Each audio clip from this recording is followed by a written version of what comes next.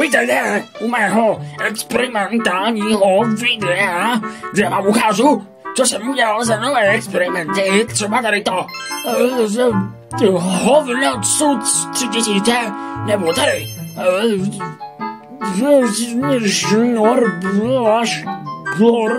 Šnorb 3000.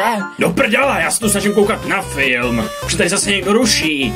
Hej ty, hnuse, okus mojí nohu. Momenty. Hej, co se to tady zase děje? Já jsem přišel z práce a už tady zase děláte blbosti. A taky jsem přines novýho kamaráda.